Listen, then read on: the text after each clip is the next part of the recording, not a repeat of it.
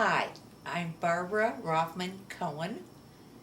We now live in Kansas City, but I was born in Omaha, Nebraska, August 13th, 1934. My mom was Rose Hertzberg Roffman. My dad was Abe Roffman. And they were first cousins. My dad was from Russia, and my mom was born in Omaha, Nebraska. And her parents came from Russia, and I had one aunt who was 10 years older than my mom, Ida Stein, and she was born in Russia but came over with my grandparents. Then my mom was born, and they had two more daughters, Ann Steinberg and Toby Kagan. And one uncle, George, who was from a previous marriage of my grandfather's, and a younger brother was born named Louis, but he died in Lake Manawa in a swimming accident when he was only 13. Subsequently, my mother would never go near the water and hated when we did. My dad came over from Russia with my Uncle Sam, his brother Sam Roffman, and they stayed with my grandparents. And that's how my mother and father met. And they would go out on dates. And as my mother tells the story, that he told her he would kill himself if she did not marry him. So, of course, what was she to do? And they had nothing. They had no money. They had absolutely nothing. And my dad was ill. He had very bad bleeding ulcers. They got married, and he worked at one of I think, his brother's grocery stores in Council Bluffs for a while. And they had two children, my brother Selwyn, and less than a year later, my sister Babe, or Evelyn Ratner, was born. And then my father became very ill when they were 8 and 9 years old, and my mother was pregnant with me. And they had to go to Rochester, and he had surgery there, and they really didn't expect him to live, which put my mother in rather bad circumstances. But as it happened, he came through the surgery, he came back to Omaha, he bought a grocery store in South Omaha, and I was born, and things really were okay after that. And even though my brother and sister were much older, I really wasn't very close because it was more or less like an only child. They were gone when I was growing up. And we lived on 24th and Hamilton, I think. And it was a great neighborhood from what my parents told me because the Kirschenbaums lived right there. And I can't remember I was only 6 months old when we moved, so I don't remember any of it. But they used to talk about it a lot. And we moved to 3606 Davenport and lived there until I was 15. I went to Henry W. Yates School, and our neighbors were the Blumkins. Normie Vietzer and I were exactly a day apart and born in the same hospital. And Rita Novak and Pat Corney, we all lived a block away from each other. It was wonderful growing up. And Jerry Turner, it was just great. We walked everywhere, we did everything, and took the bus to Hebrew school when I was 8 years old. I mean, it was incredible to Bethel. And then and Barbara Ringel, who we have remained such good friends. Her name is Black now. She lives in California. And then we moved when I was 15, as I said, and went to Central High School, where I loved being there. I loved school and had great friends. The Jewish kids here were just unbelievable. I mean, they were close. They were great. I loved growing up here. I'd like to talk a little bit about elementary school. It was quite a distance from our house, and my mother did not drive.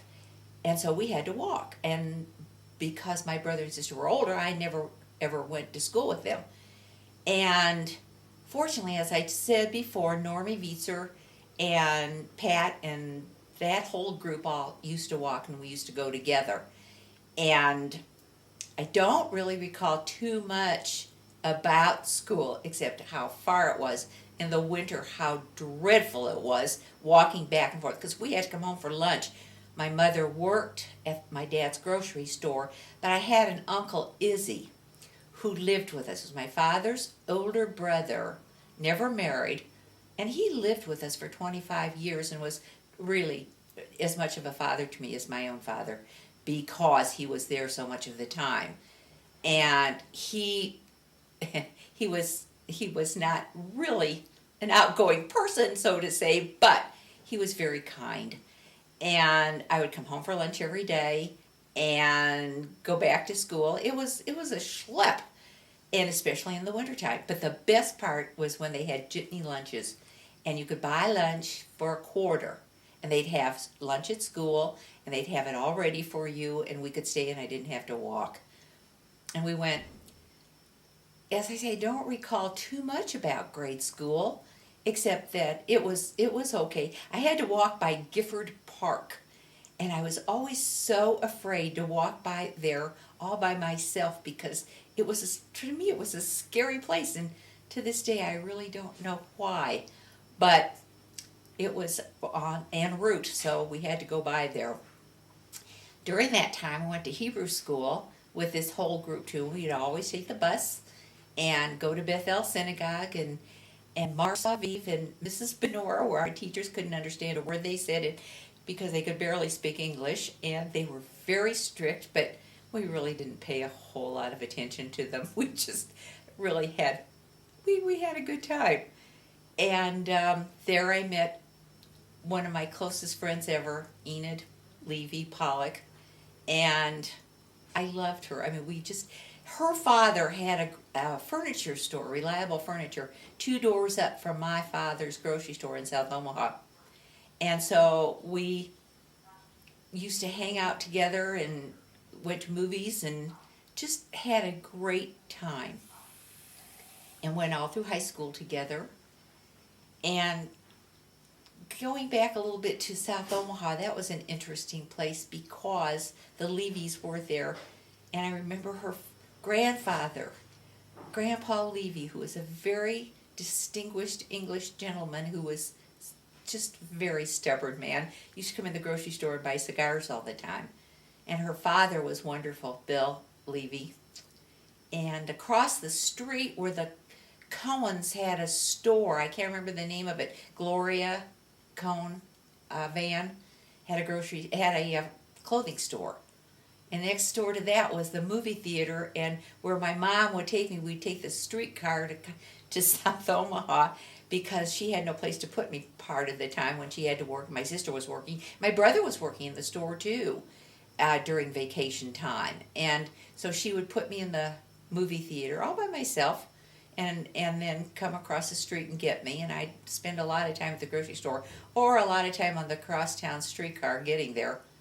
And they were good days. They were easy days. They were comfortable days where you didn't have to be afraid to let your child go outside by themselves. So I do have very fond memories of all of my grade school days. When you went to the grocery store, did you spend any time working there? Yes. Doing what? My father taught me how to run the cash register. And he would say to me, I learned how to count out change. I learned nothing was automated. You had to punch in on these old registers. And I thought that was kind of fun. I really enjoyed it. And, you could never put your pinky when you were weighing something on the scale because my dad wouldn't allow that. And it was just an old-fashioned store. In fact, I think the Historical Society has pictures of it, I'm not sure, of the grocery store in South Omaha. United Provision. And right next door to him, it was kind of neat, was the H&H Chevrolet Company. So my father was a very good friend of Augie Hinchcliffe, who owned it, and then his 2 sons worked there too.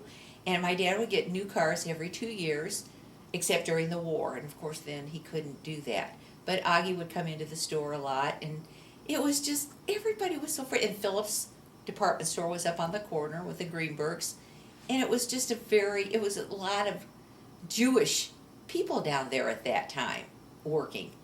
And it was a wonderful time. It really was, until the big old grocery stores came in and pushed them out. What was high school years like? They were the best. I mean, they were the best. And I ended up being very close friends with 8 girls. Do you want me to name them? Pat Corney, who lived down the street from us, and Barbara Ringgold Black, who now lives in California, I think I said, and Pauline Katzman Albert, who now goes by Paula, and Joni Micklin, who lived, well, that was later, but Joni Micklin and, Enid, and Judy Van, and myself. I hope I'm not leaving anyone out. There were 8. Was that 8? I don't know. 7. Who am I leaving out? June Gerlich. And we were very, very close friends. I mean, we just had the best time of all. I mean, I can't think of any time that wasn't good. And we have kept in close touch all of these years. And when Pat lived in Washington, D.C., and my daughter lived there, when we went to see her, I saw Pat. And Joni used to come to Omaha once in a while, but I haven't seen her in years. And Bongo I've seen, and Paula and I have kept in touch, thank God for email. And Judy, who I love, there's not a better person in this world than Judy Van. And it was just a great time. And Enid, of course, and she I miss more than, as much as a sister. I mean, she was just fabulous. But I was very fortunate because Enid had an older sister, Joanne. And Joanne married Jerry Freeman, and once I got married, which I will get to later, we became very close friends and have remained so for close to 50 years. And I've been blessed. I mean, my mother said to me once, if you have one good friend, you are really lucky. Well, I've been triple blessed. I cannot tell you what it means to have friends like this. It's really wonderful. And then through high school, we were in roadshow together. We were in a lot of classes together, and high school was fun for me. Unfortunately, it should have been studying, but it wasn't so much. Joni, Pat, those were the really bright girls, and they did very well. But the rest of us just kind of, and Enid was extremely bright. And we just kind of played around, but it was fun to look back on. What was social life like in high school? Oh, social life. Oh, you only dated Jewish boys. You were not allowed to go near anyone who was not Jewish. Because if you did, then the Jewish boys did not date you. And that was a good thing about Roadshow, because we got to be in Roadshow with other groups of non-Jewish boys. And that was sinful, but really fun. Just truly enjoyed that. And the groups, of course, you had the clubs, which well, of course they do in Kansas City too, but you had, I can't, Deb Kadeb, and I can't even remember the names of the other ones now. The boys were all AZA, Rono, or Pi, but I can't remember the girls, to tell you the truth. But we went to the J after school every single day. The JCC was across the street. And just to hang out and smoke and just have, just mingle.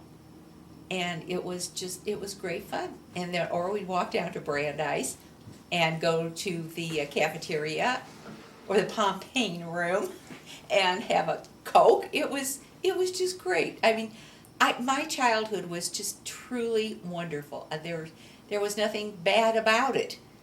And I just wish it for all my children and grandchildren. Tell me about holidays at home. Jewish holidays. My father was fairly religious. So when and my mother, of course, was from a very Orthodox family. My grandfather never worked a day in his life, my grandfather Hertzberg, but went to shul every single day. And they had a grocery store in around 24th and Hamilton, Lafayette, something like that. And the girls ran it. I mean, my grandfather never really worked there. And they worked and they supported my grandparents because he was very religious and didn't believe in anything but study. And my brother adored my grandfather. So he got that from him. My father was always so busy working. My poor dad, he got up at 5 every morning. He came home at 7 at night. My uncle who lived with us would not wait for dinner, so my mother had to cook dinner and have dinner at 5, and I would eat with him, and then my mother would eat with my dad at 7 when he came home, and then my dad would go right to bed. It was just a very difficult life for him. And I don't know exactly what more to say about that. Was your brother and sister already out of the house as you were growing up in your high school years? Oh yeah, they were. I mean, my sister was 8 years older, my brother 9 years older, so they were nowhere around. But they all went to Yates, and they all went to Central. And my sister went to the Art Institute in Kansas City. My brother, this is kind of interesting, my darling brother, who I adored. I will tell you one thing, when I was born, my brother heaved a sigh of relief because he knew he didn't have to take care of me because I was a girl. My sister was not that fortunate, and I don't think she ever quite got over it. But my brother was always so kind to me. He was just, he wasn't around much, but when he was, he would always made me laugh.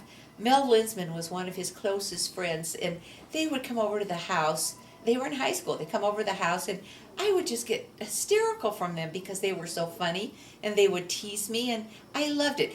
In our house, let me tell you this, on 36th and Davenport, we had 3 bedrooms upstairs. My mother and father had one, my sister and I shared one, and my brother and my uncle shared one. We had 1 bathroom upstairs.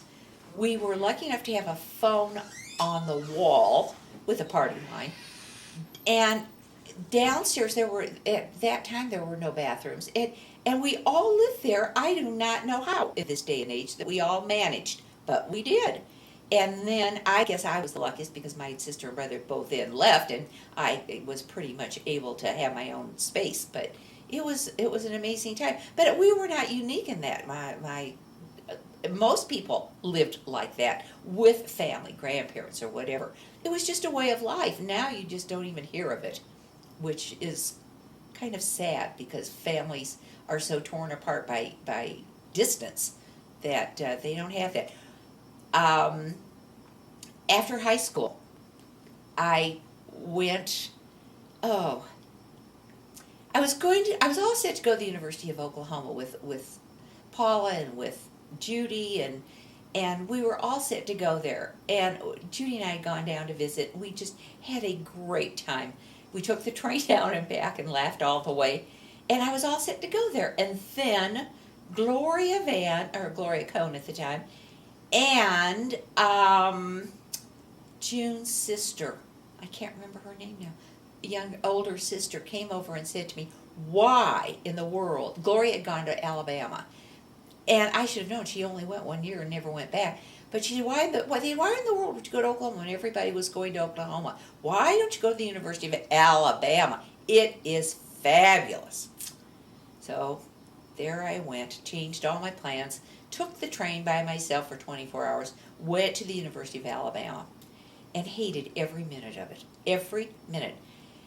And I was writing to my cousin Buddy Roffman, who at that time was going to Iowa and loving it and telling me how great it was. So I said, I'm going to transfer and get out of here because I just hated it. The Southern people were just not like the Midwesterners. First of all, they had not a clue where Omaha, Nebraska was. They thought it was next to California. As long as I wasn't from the East. If I was from the East, they would not have anything to do with me. But I was Midwest. It was okay. Then I transferred to Iowa second semester and loved it. And Buddy was wonderful to me. and really did love going there. I went there a year and a half, and my father, for some reason, who was never really into my life per se, and really didn't tell me, he would tell my mother. He'd say, tell her. Or, he didn't want to ever disappoint me. So if I needed to be talked to for any reason, he would tell my mother to do it. So he told my mother, because we were I was kind of like this person that came into their lives when things were so bad and then things turned good. He called me Tootsie. That was his name for me. Babe was the name he gave my sister, whose real name was Evelyn. But Babe was the baby of the family for 8 years, so he certainly couldn't take that away from her and call me that. So for some reason, I do not know why, ever, he called me Tootsie, and it stuck. And so he said to my mother, tell her I really don't want her going back to school. I want her to stay home. And I hated that. I wanted to go back more than anything. But he must have had a premonition, because I got a job that fall at World Insurance Company. I was coming home one day, and I was driving because he had not been feeling well. So I took the car, and I drove home from work, and there was an ambulance going in front of me, and it pulled into our driveway. And I couldn't believe it. And I parked across the street, Farnham Street, ran in, and they took my dad away. And that was the last of it. And he must have had some kind of premonition that he did not want me to go back because he did not want my mother to be alone. He had this love relationship with my mother that I don't think no two people. He just adored her. And he didn't want her to be alone. So I was with her, and I stayed with her. And it was just, it was horrible. I was 19 years old. I was not ready for this, to lose a parent. And my poor mother was only 50 years old when he died, and he was only 57. So it was really a tragic thing. And I stayed with her, and I worked for another year, and then I was talking to my sorority sisters from Iowa, and they were going to live in Chicago. So they said to me, why don't you come to Chicago and we'll live there and see if you can get a job there. And I left my mother, and it was hard. It was very difficult, but she said to do it, that I had to try it, and just, it was, she went for it. She was amazing. She was an amazing woman all the way around, but we'll talk about that later. Then when I went to Chicago, I worked there for not quite a year, had a great job with IBM, loved it, and in the next spring, after my dad died that November, a year and a half later, in May, my sister-in-law passed away in childbirth. And she and my brother had three children, the newborn Nancy, and her brother Rick, who was 3, and Mark, who was 6. And my mother called me and said, I can't do this alone. She moved into my brother's house. Would you please come home?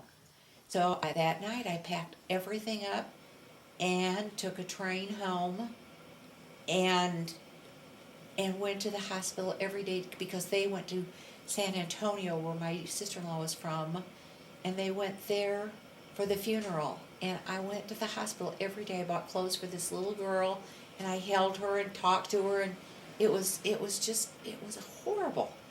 And what a tragedy. This child would never know her mother. My brother was devastated because he adored my sister-in-law, and it was a terrible thing. That's all I can tell you.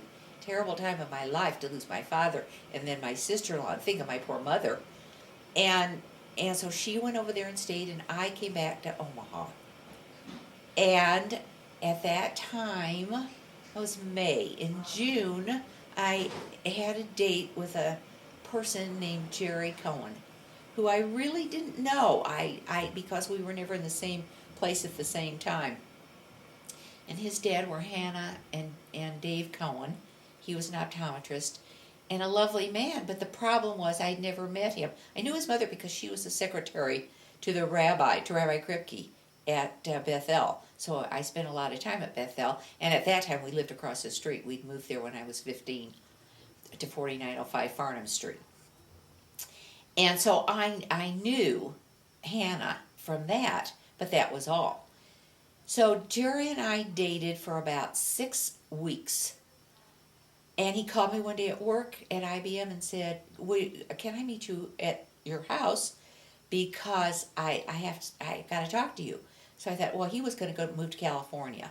So I thought, well, he's just going to, say goodbye, and that's it. So I met him there, and he was all shaking and pale. And I said, what's wrong with you? And he said, I think we should get married. I said, what? He said, I really think we should get married. And he said, with everything that's happened to your family, and I know your mother can't deal with a wedding, and I just think we should do it, and we'll elope. I said, now wait just a minute here.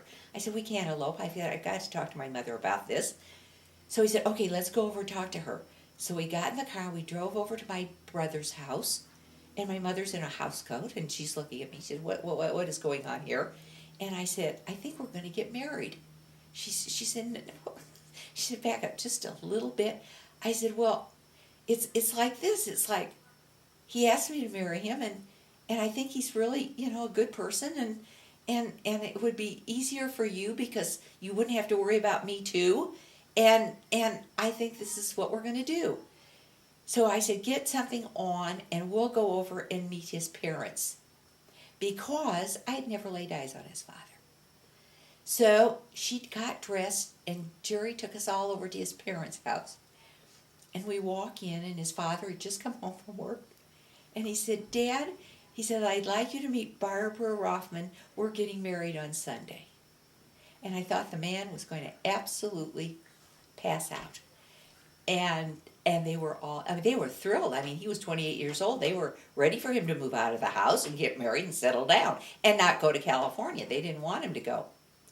So that's the way it happened. And we got married the following Sunday. I did one funny thing. I called up my friend Enid, who was living in Hutchinson and was pregnant with her first child.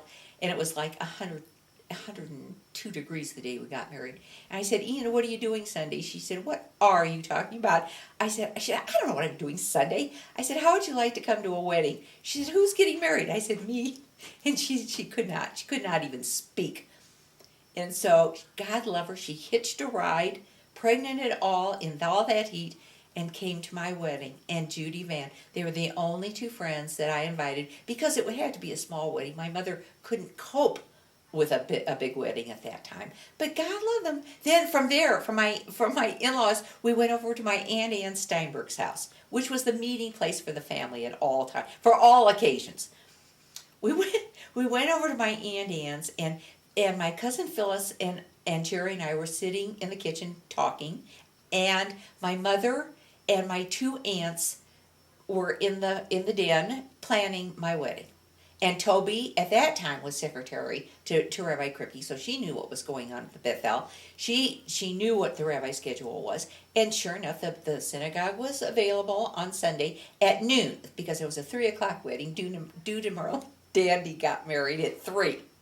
So my mother called up Marlene's mother and said, do you mind if we share flowers? Because we're using the synagogue at 12, and it's silly for us to both buy flowers. And so that worked out great. And we had a really nice wedding with 50 people, considering, there were 60s. My mother and Andy bought my dress and my trousseau. And, well, I worked. I had to work every day.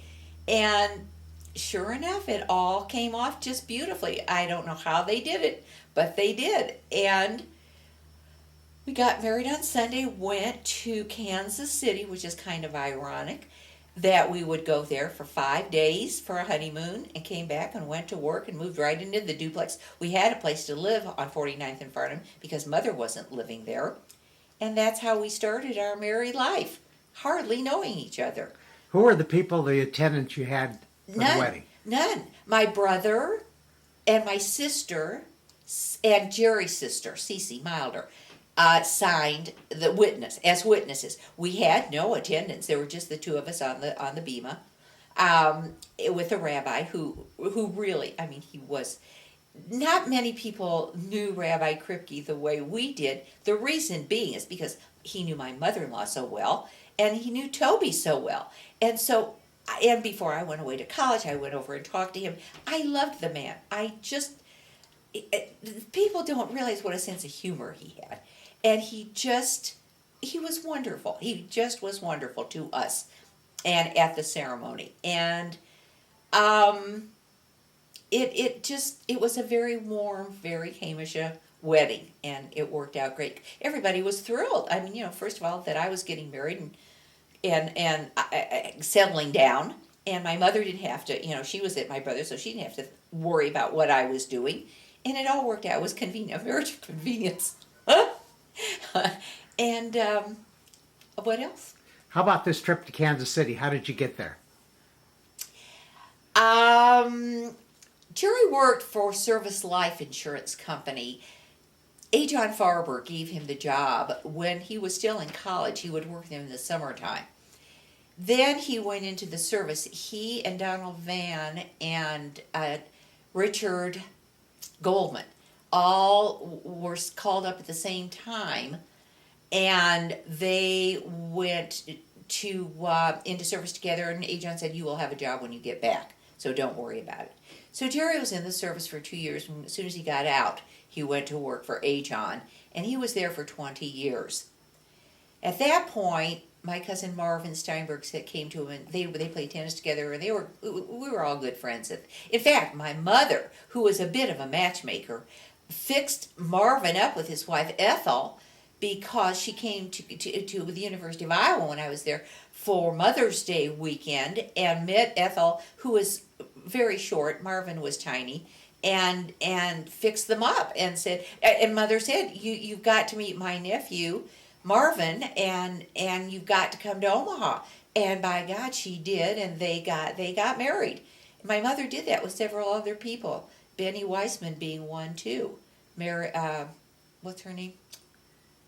My mother was just crazy about this girl, and fixed her up with Benny, and they got married. And my mother loved to do things like that. And anyway, so Marvin came to Jerry and said, "I think that you will, we will do well together."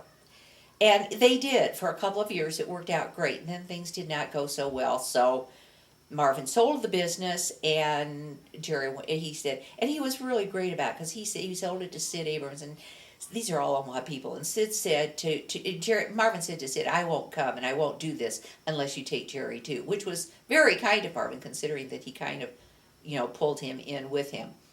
And Jerry did not do well, because it was managing a warehouse, and it was awful. It was terrible work, and the people that he dealt with, he couldn't deal with, and it was, so he said to Sid, "I really don't think this is working out." And then this job opportunity came in Kansas City, and he tried to find something in Omaha and really could not. And my brother, getting back to my brother for 1 minute, my brother called me up and said, "Do you need help? Do you need money? What can I do for you?" And here was a man who had nothing. I mean, very little. And he was willing to give us anything we needed. And that just explains my brother. No one else did.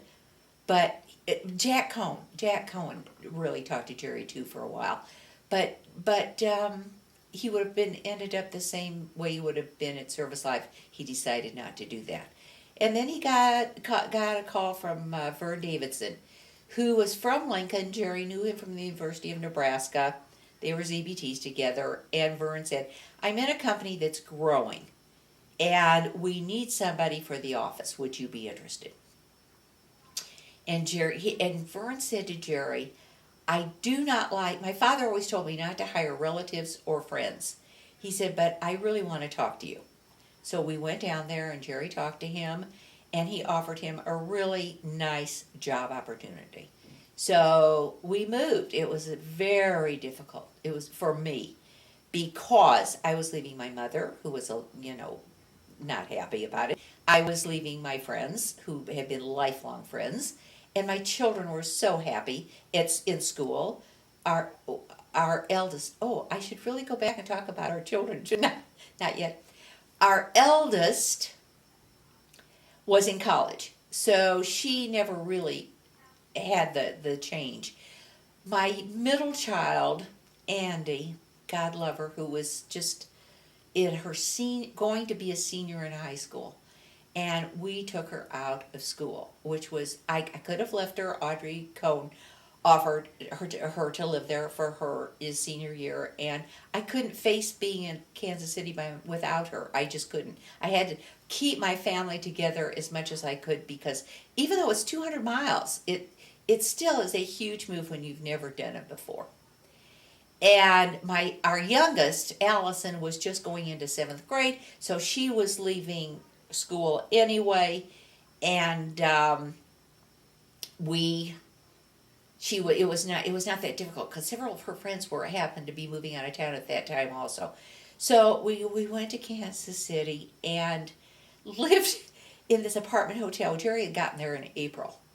And we lived in this apartment hotel in the worst part of town. But it was furnished, it had phone service, and he was never there because he was learning a new job. He slept there. That was it. But we, after I sold our house, had to move down there, and our new house wouldn't be ready until August. We got there in July. And when I tell you, he said to me, do not talk to anyone. Do not look at anyone in this building. Do not talk to anybody. Just leave the premises when you get up in the morning, which we did. I think there were drugs involved, there were people. Oh, it was just awful. Anyway, we left every morning and went to either to see the house, or my cousin Phyllis was there, and we went to be with her because it was just a nightmare. We finally moved in August, and from there it was difficult. And the first year was really difficult, not knowing very many people. But as a profession, I had gone into a preschool. And Chuck Arnold, those of you who know Chuck Arnold, God love him, was running a program at the Jewish Community Center called Tot Gym. And he asked me if I wanted a job. I said yes, I would love it. It was 2 days a week. I could take Allison, who was 2, with me. The other 2 girls were in school and at Harrison, and I was always home when they were home. So that was fine. And I worked there 2 days a week. And then I was lucky enough to get a job at the Bethel. And this was several years later, and I worked in preschool at Bethel. It was in a church at the time. I think it was either Bethel or the Cent. No, it was Bethel, because they didn't have it was whatever. Yeah, no, Bethel was there. I went to work at the center, and they didn't. And I was with the center with Jay, and then with Chuck, and then for some reason we went to the church on 90th and Western. We were there for a year renting space, and then I got a job at the new Jewish Community Center, and I loved it. I worked 3 days a week, took Allison with me every day, and then when she was 4.5, I said, before she went to school, I said to Jerry, we really need to put her someplace else so we could have a separation point here. Put her at Bethel Nursery School, which she adored. Mrs. Katz, and Audrey Cooper, who they were so good to her. They just loved her, even though she was there 1 semester. That was back in Omaha. Then, when we moved to Kansas City, I got a job immediately with Beth Shalom, which was the conservative synagogue in Kansas City, working 4 days a week in doing preschool, because I was lucky enough that they read my resume, and I'd been in it for 10 years, and I was able to get a job there.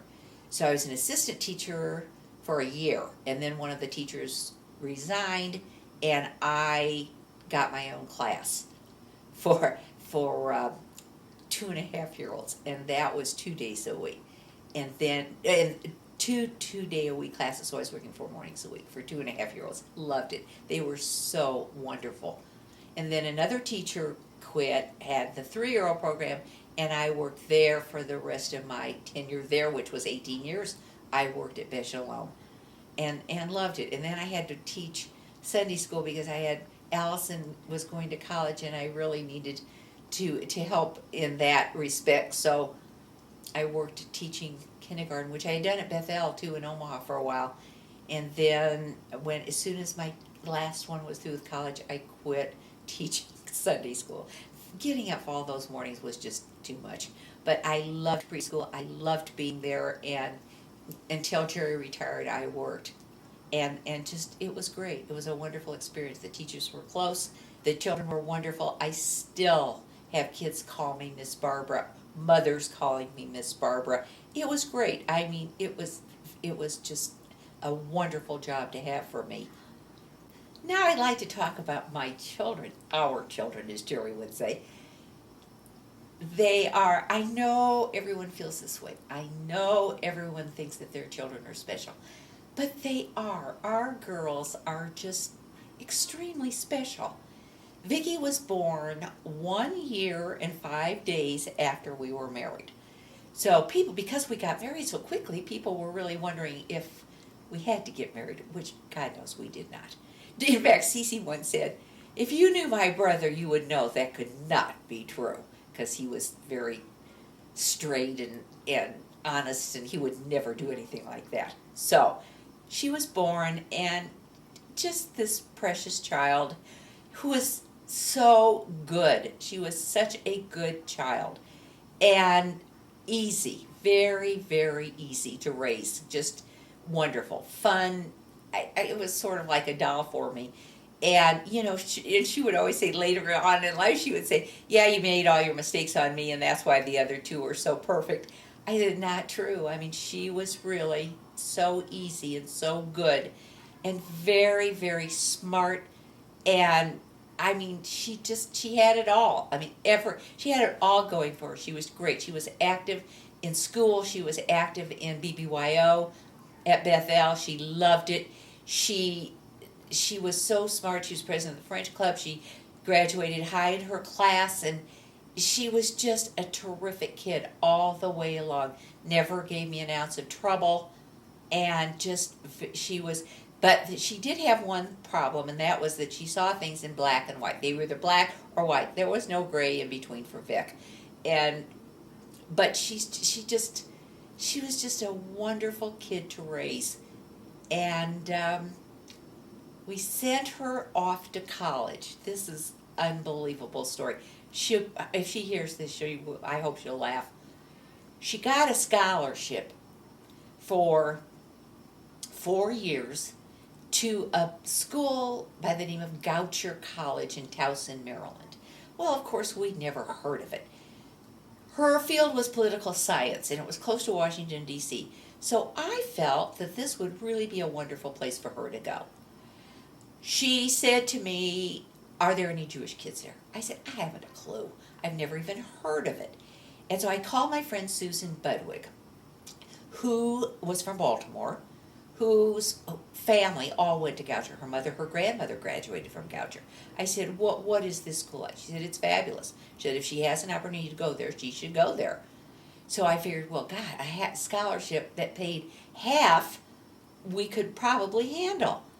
So then Vicki said to me, I won't go there. I want to go to WashU. It's the only place I want to go because I know there are a lot of Jewish children there, and I know that it's a school I will love, and I just have to go there. So she got a scholarship for $1,000 from WashU. So I said to her, honey, there's no way. There is just no way. They were both $6,000 at that time. And I said, we can't do it.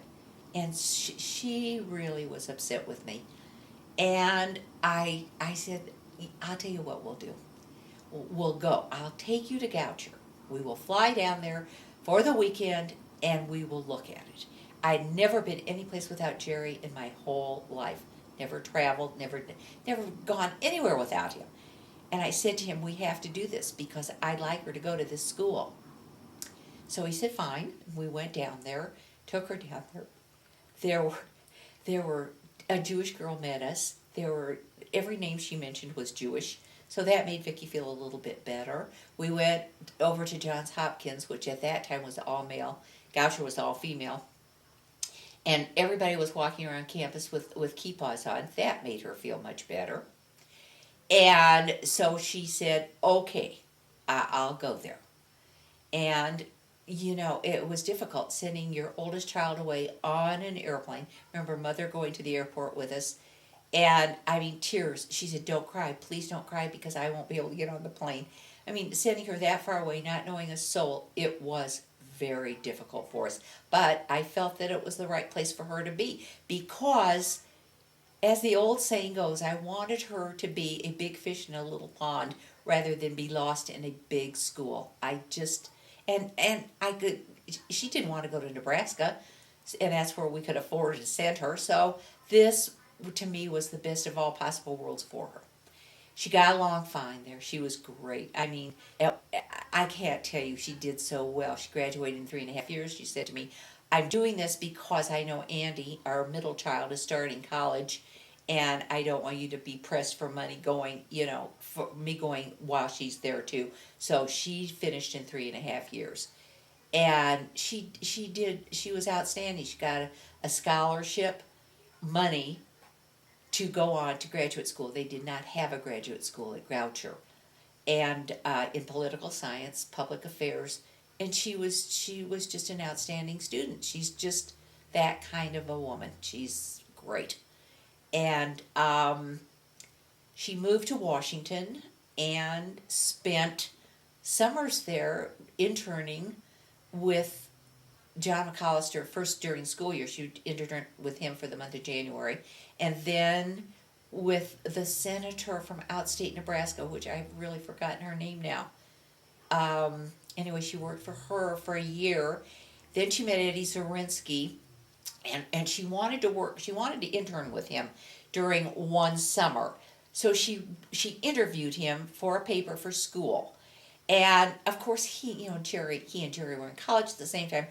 And I knew his sister Esther. It's Omaha. Everybody, practically all the Jewish people, knew each other.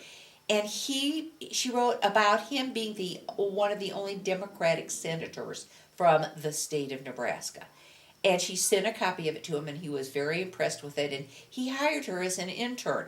And then the following summer, he hired her as head of interns to train the other ones that worked there for the summer. And so she got along really well with Ed. And then after she graduated, she went to WashU. She finally got to go to WashU. She went on full scholarship, and we did not give her one penny. With her $3,000, she bought a used car because she didn't have a car from her scholarship money from Goucher. And then she got full 4 years, got paid tuition for getting a master's and a PhD at WashU. She was there, and what really saved her there was her friend Steve Weiss, who is Blanche's son, who they were in the hospital together when they were born, a week apart, and they remained very close friends and still are. And Steve was there going to law school, so that helped Vic out a lot too. And she loved it, but after 2 years she was living on absolutely a shoestring. And because I had another one in college at the time, and it was difficult. So she said, I can't go do a PhD too because I'll be overeducated for any job I get in Washington. So I said, okay, if this is the way you feel, I think it's wrong, but if this is the way you feel. Now I think she was sorry because she could be teaching if she had this PhD. However, that's long since gone. Anyway, she's just an outstanding woman. She truly is. We are very, very proud of her. She's done extremely well. She now she worked at Goucher for a while, but once she had children, it was too much. She wanted to work part-time. And then she now works at Towson University as it's a counselor of some kind, but she as an advisor. That's what she does. She advises new students on their schedules, and they're trying to keep them in college. And she's terrific. She's married, divorced, has 2 fabulous children. Outstanding. I know this sounds just terrible for grandmothers. They are outstanding children. Rebecca graduated from a very prestigious high school in Baltimore. And she was only 17 when she graduated because she skipped a year in grade school. And she too is just a wonderful kid. Got a 4-year scholarship to Franklin and Marshall, and is doing unbelievably well there. Involved in Hillel and in the green grass movement, and she's very much into the environment and in environmental safety, and she will do well in whatever she does. She's an outstanding kid. And Nathan, who is going to be a junior in high school, is the same way. I mean, they were both on swimming teams. They were both in high school. He goes to the same school she does. It's a school that you have to test to get into, even though it's a public school, and if you have to maintain a 3-point average, or they will kick you out. I mean, so you can imagine what her graduation was like from high school. It was amazing. 93% of the kids went on to college, and this is a city school. I mean, these are not privileged white kids. These are a mix of all races, creeds, everything. It's just it was fabulous, their graduation, to see all of these bright, wonderful kids. And she too, now she's been to Israel on the program. I forgot the name of it. I don't remember the name of it, but she was there over Christmas one year. She has been to any number of conferences for Hillel and leadership programs, and she's quite a girl, but yet very down to earth, very sweet, very very terrific. She still swims and got lots of medals on the swimming team in high school, and she plays badminton, which I think is very funny, but she does. They had a badminton team. At any rate, and Nathan is a terrific kid. He's following in her footsteps. It's difficult for him because everybody knew Rebecca, but Nathan is just, even at his bar mitzvah, the rabbi said to him, "You have really big shoes to follow." But he said, "You're doing a great job of it," and he is. He's just a wonderful kid. So she's blessed in that respect, even though she is a single mom and works very hard. She has these two unbelievable children that she and her ex-husband, I will say, have done a great job raising, because they're just very normal, wonderful kids. Andy, getting back to my Andy, she was our second, born 3 years after Vicky.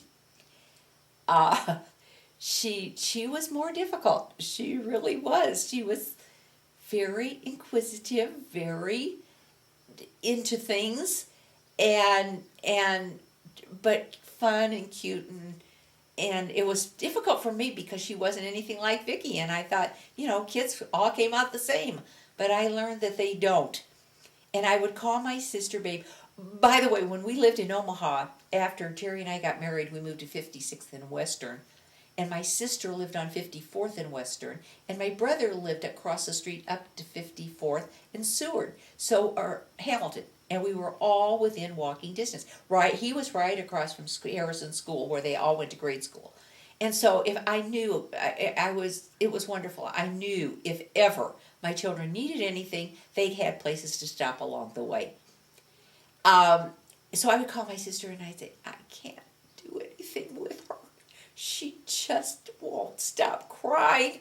And I would just be a wreck. Just a wreck. And Babe would come over and she'd take Andy, take her to Crossroads, put her in a stroller, feed her popcorn, and they'd have a wonderful time. And Babe's kids were grown by then.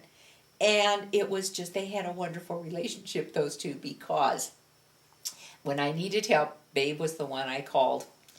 And for instance, she had Andy at Sears one day, and on the horses and the lower level of Sears, and some nuns walked in, and Andy looked at them and looked at Babe and said, "Who are those funny little witches?"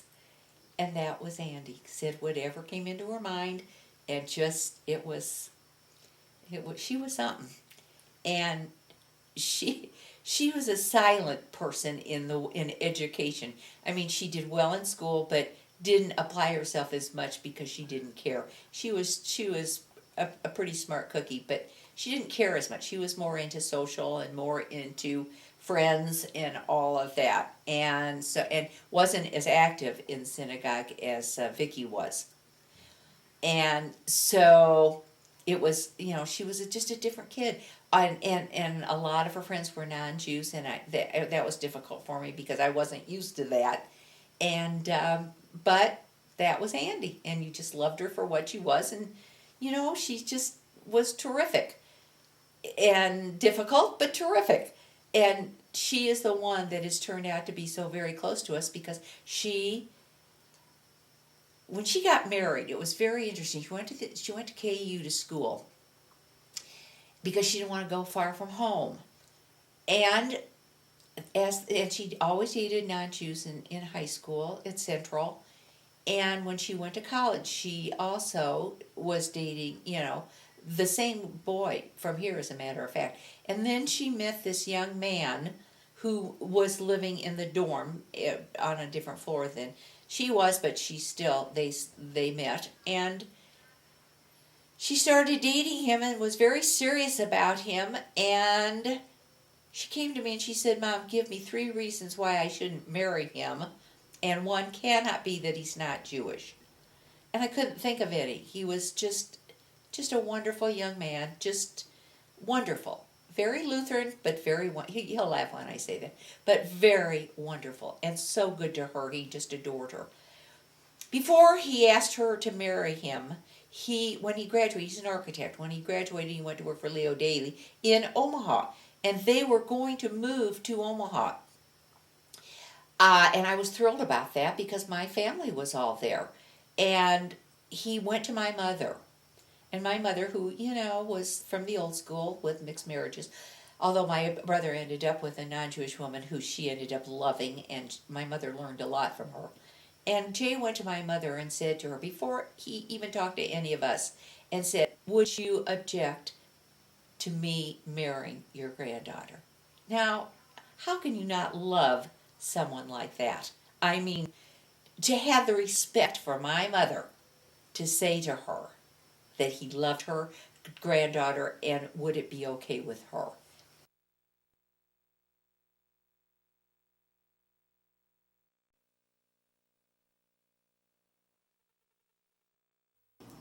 After Jay spoke to Mother and she gave her blessings, he came back and talked to us. And of course, it was a whole different ball game for us because we were not used to having someone non-Jewish that close in our family, and especially someone who is as religious as he was and still is. And he has made it so comfortable because he insists that Andy keep her Judaism, and that he respects it and hopefully respects us. I know he does. He could not be kinder or more wonderful to us. And they were married in Kansas City and did not go to Omaha but went to Wichita. He got a job there as in the city planning office, and they lived in Wichita until Andy got pregnant. And it was for about 3 years, I think. Andy became pregnant with their first child, and they came home to us and said, "I got a job." He got a job in Whittier, California, with the International Business Code Company, which is a non-profit organization that writes all the building codes for cities, governments, builders, all of that. So I said, "You're taking her to Whittier, California?" He said, "Yes." I said, "They just had an earthquake there that ruined half of the town." Yes. I said, "And my grandchild, you're taking my grandchild away from?" "Yes." So I said, "Well, if that's the way it has to be, it has to be. I mean, what are you going to do? It's a job. This is what you want to do. It's your life." So they left. It was very difficult. Wichita is driving distance. California is not. So once they got out there, they really learned to love it. They did. They loved California. They did not live in Los Angeles. It's about 45 miles away from Los Angeles. And they really loved it out there. And Joel was born and Jay picked me up at the airport. I came out immediately when they called the same day, and it was the night of the basketball tournament, then the finals. And Jay and Andy both are huge Kansas Jayhawk fans. I mean, because they both graduated from there. And basketball is the big sport there. And he picked me up at the airport and he said to me, "This is the happiest day of my life. I have a son, and KU won the national championship, 4488." And it was a happy day for him. The only thing, he had to pick me up, and he couldn't watch the rest of the game, so he taped it. Anyway, it was a wonderful time. It was our first grandson. We'd already had Rebecca 8 weeks before. Had Rebecca now in Baltimore. Now we had Joel in California, and he was adorable. He was the cutest thing, and I stayed there for 3 weeks with them, and had to get back because it was born in April, and I had to go back to work. And they got along great, and he was just a very sweet baby, and they were terrific. The only bad thing is that you only get to see them a couple of times a year, which that's the hardest. Same with Baltimore.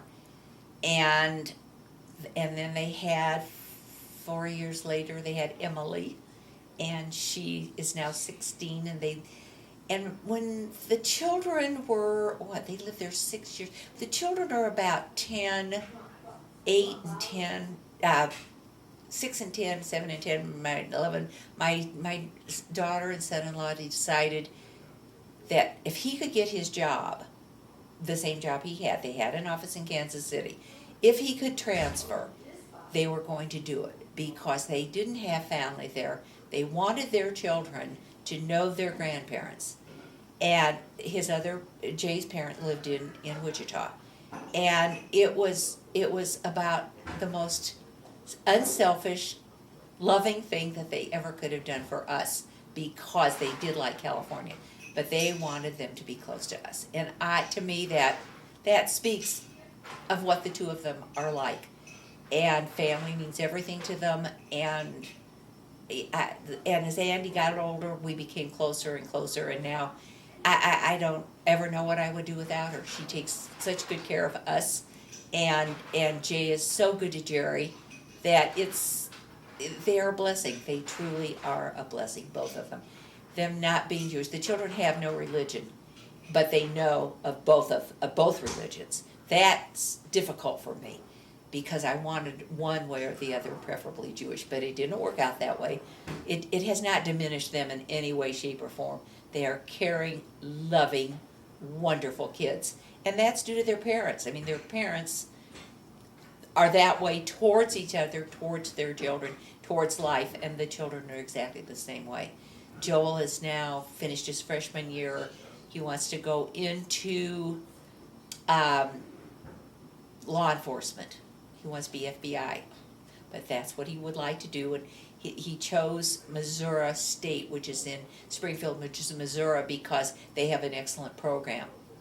So that's where he is. Just finished his first year, did extremely well.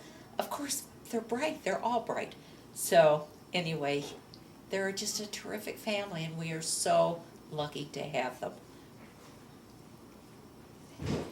And then 5 years after Andy was born came my darling Allison, who Jerry was a little shocked at the fact of having another child, but that's the way God works, in mysterious ways. And it was a difficult time when she was born, because my father-in-law was living with us. My mother-in-law had just passed away. I was pregnant with Allison. I promised my mother-in-law that I would take care of him, and so he moved into our home.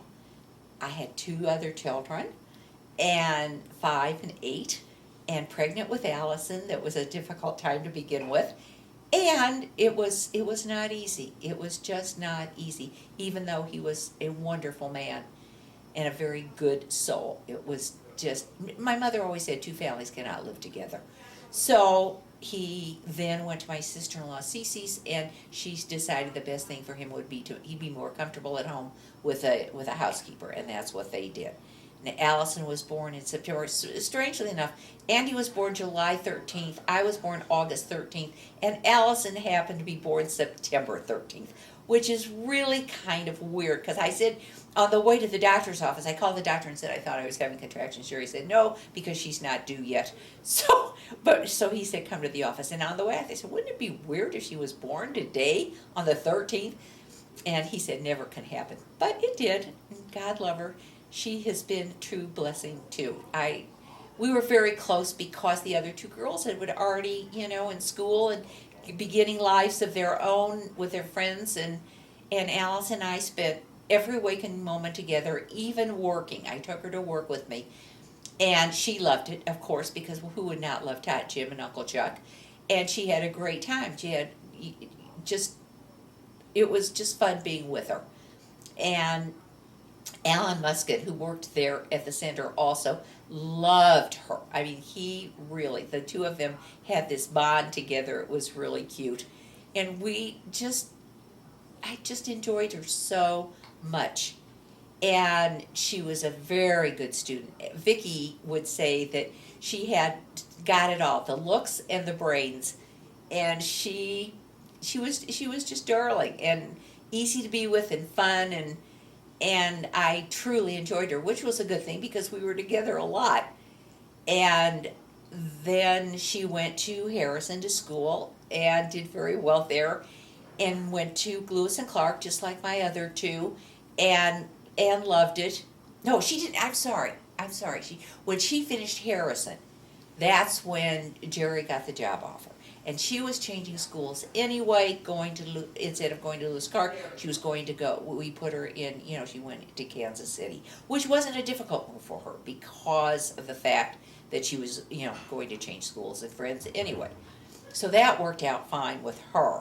And she was very active she loved people. She was the youngest of her group because birthday-wise, she started school a year earlier than they did in Kansas City, so it was difficult for me because her social life started much earlier than the others, and I don't know if I was ready for that or not. But she was a social being, besides being extremely bright. She started working when she was 15 years old at a clothing store called Chasnov's, and she loved it. She just loved it. And she's very much into clothes, very much into to social life, and she's very smart. So that combination, can go a long way. She ended up going to the University of Indiana University. Loved it there. Just made wonderful friends, had a great time there, and she too graduated in 3.5 years for financial reasons. And she said, I'll do it if I can come back and graduate with my friends, come back for graduation. I said, absolutely, we will, take care of that. And we will go and meet you there. Because she was hired right out of college to go to work at Rich's, which was a huge department store in Atlanta, Georgia.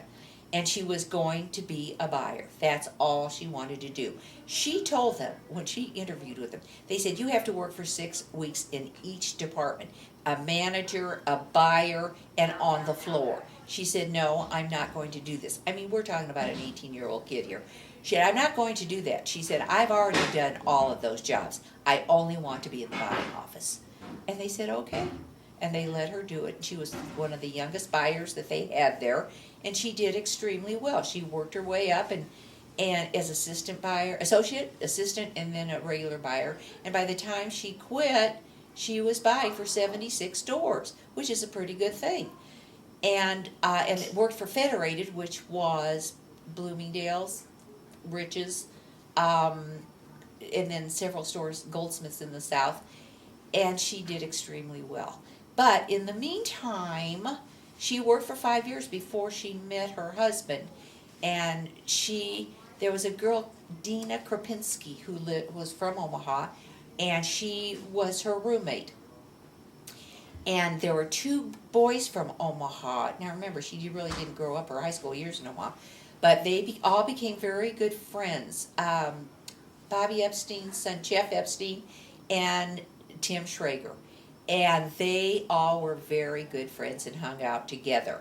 One night, one of her friends said, during Christmas, there was a Jewish singles party. And she said, I've already been there. I've already gone to them. I've never met anybody. I don't want to go again. She said, oh, come on, we'll just stop in. In the meantime, Jonathan Levine, who was 7 years older than Allison, his friend said to him, let's go to this singles party. It should be a kick. Jonathan said, I'm too old for that. I don't want to go there. I know all these people. I don't want to do that. He said, come on, let's just go. We'll stop in. Well, as fate would have it, they met each other. And that was it. I mean, she had gotten herself lined up with 3 other dates for that night, for the next day. And she had breakfast with Jonathan. And Jonathan said, you're not going out with anybody else. And that was it. And that was it. They started dating, and it was basically, I guess, love at first sight.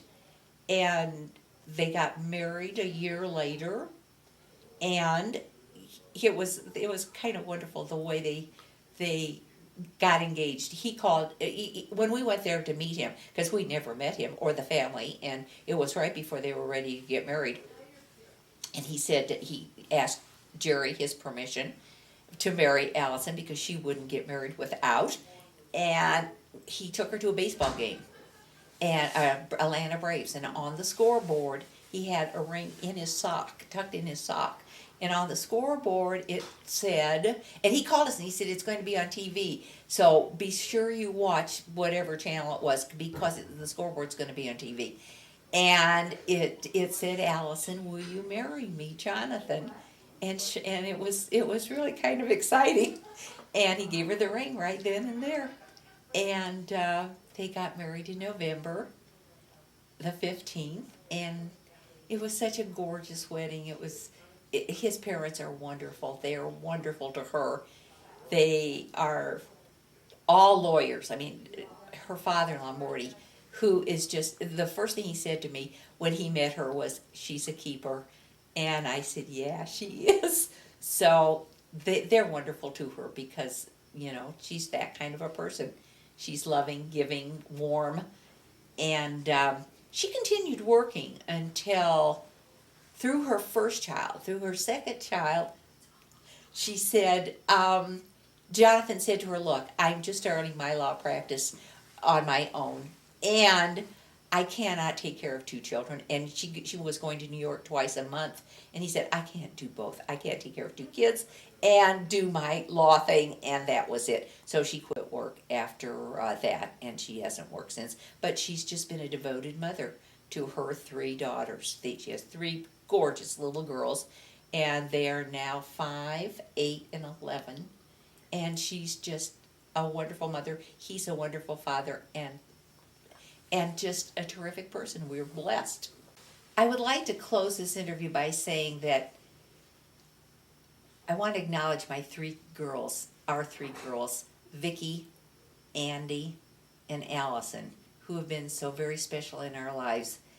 And they're Allison's husband, Jonathan, Andy's husband, Jay, who are the best. I mean, no parent could ask for better mates for their children.